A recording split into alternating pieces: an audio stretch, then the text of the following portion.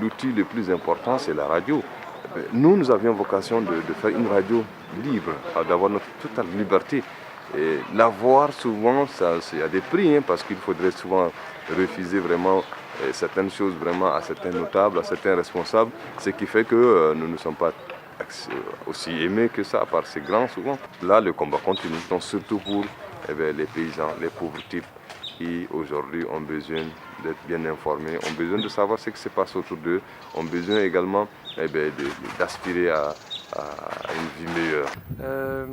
Deux personnes qui vivent dans des pays complètement différents, avec des cultures parfaitement différentes, tissent des liens très très forts de respect humain, d'aide envers son prochain.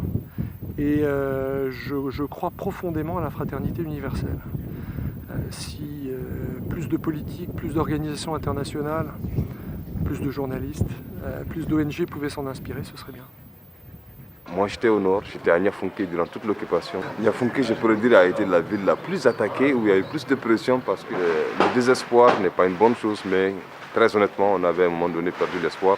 Mais en un an, voilà, la zone est libérée. Je pense que mes collègues du Mali ne vont pas me contredire. Il reste encore grande chose à faire.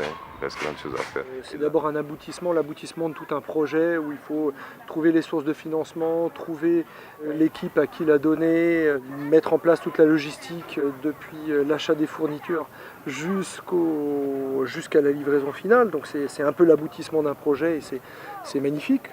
Maintenant, on tisse des liens avec ces personnes-là. Et les risques, c'est pas moi qui vais les prendre. Je suis forcément un peu nerveux, un peu... oui, je suis un peu inquiet, parce que je connais l'esprit libre de Cheikh et la liberté de parole attise par voie des convoitises négatives.